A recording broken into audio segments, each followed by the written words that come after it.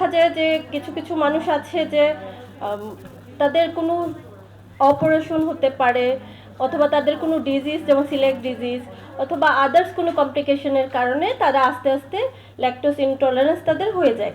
কারণ ওই অপারেশনগুলো যদি ক্ষুদ্রান্তে বা পেটের কোনো অপারেশন হয় সেসব কারণে মূলত ওইটা আমাদের ল্যাকটোজ মানে এনজাইমটা কমে যায়।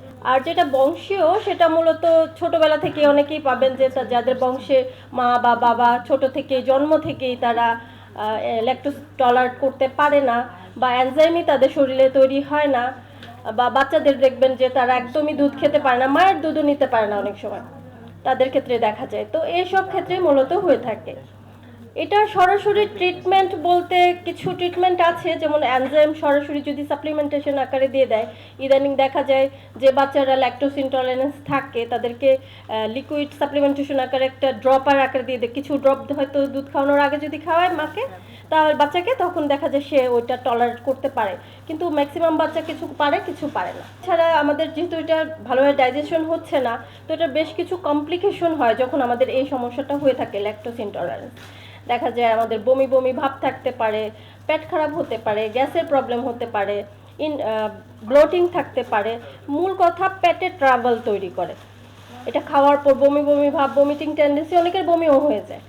তো যখন এরকম থাকবে সবচেয়ে ভালো ট্রিটমেন্ট হলো যে খাবারগুলোতে ল্যাকটোজ আছে সেই খাবারগুলো অ্যাভয়েড করা, অর্থাৎ দুধ বা দুগ্ধ জাতীয় যে খাবারগুলো হয়, দই বা চিজ বা এই টাইপের মানে দুগ্ধ জাতীয় যত খাবারগুলো আছে যেটার মধ্যে ল্যাকটোজ থাকবে সেটাই আপাতত আমরা বাদ দেওয়া। দেখা যায় বেশ কিছু বর্তমান যুগে যে কিছু দুধ পাওয়া যায় যেটা বৈজ্ঞানিকভাবে তৈরি হয়, যেটা ল্যাকটোজ ফ্রি করা থাকে, অথবা কিছু দুধ আদার্স পাওয়া যায়, যেমন হলো সয়া মিল্ক আছে, আমন্ড মিল্ক আছে, অথবা নারিকেলের দুধ আছে। এগুলোও কিন্তু তখন বাচ্চাদেরকে খাওয়ানো যায়।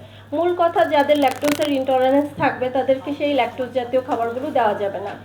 আর যাদের আইবিএস এর প্রবলেম বা আদার্স গ্যাস্ট্রিকের প্রবলেম থাকে তাদের ক্ষেত্রেও কিন্তু ল্যাকটোজ ইনটলারেন্স হওয়ার প্রবণতাটা অনেক বেশি থাকে। এগুলো বুঝে শুনে যখন আপনারা খাবারটা সিলেক্ট করবেন, ল্যাকটোজ ছাড়া যে দুধগুলো আছে বাচ্চাদেরকে সেটা সিলেক্ট করবেন, অথবা জন্য ডক্টরের কাছে গিয়ে যাচাই করে নেবেন যে আপনাদের আদৌ ল্যাকটোজ ইনটলারেন্স আছে কিনা। অনেক সময় দেখা যায় দুধ ঠান্ডা অবস্থায় তারা হজম করতে পারে বাট গরম অবস্থায় পারছে না, এটা কিন্তু ল্যাকটোজ ইনটলারেন্স হলো না। যদি ল্যাকটোজ ইনটলারেন্সই থাকতো তাহলে ঠান্ডা হওয়ার পরেও খেলেও তার সেটাতেও প্রবলেম থাকতো। তো কেউ গ্যাসের সমস্যা থাকতে পারে যে হয়তো গরম অবস্থায় দুধটা খেলে তার হজমে প্রবলেম হচ্ছে বাট ঠান্ডা অবস্থায় খেলে হচ্ছে না, সেটা ল্যাকটোজ ইনটলারেন্স না। ল্যাকটোজ ইনটলারেন্সের জন্য কিছু টেস্টও করা হয়। 3-4 ধরনের টেস্ট আছে, ব্লাড টেস্ট আছে, ব্যাথ টেস্ট আছে, অনেকগুলো টেস্ট আছে। সেই টেস্টগুলো একজন ডক্টরের আন্ডারে গিয়ে করে নেওয়াটাই বেস্ট আইডিয়া। তো মূলত এগুলোই ছিল ল্যাকটোজের। তো আমরা যদি কেউ ল্যাকটোজ ইনটলারেন্স থাকে তাদেরকে অবশ্যই সাজেস্ট করব অন্য দুধে, মানে নর্মাল গরুর দুধগুলো না খেয়ে অন্য দুধে চলে যেতে।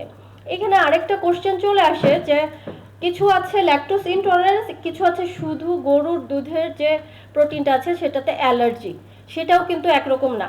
তো এগুলো বুঝে শুনে একজন স্পেশালিস্টের কাছে গিয়েই কিন্তু আমাদের চেঞ্জটা করা উচিত, এবং তার জন্য কোনটা অ্যাপ্রোপ্রিয়েট সেটা জেনে কিন্তু আমাদের চেঞ্জ করা উচিত। তো আজকে এ পর্যন্তই। আপনাদের কোনো কোশ্চেন থাকলে জিজ্ঞেস করতে পারেন, আমি আপনাদেরকে দেবো একটু কথা বলার জন্য।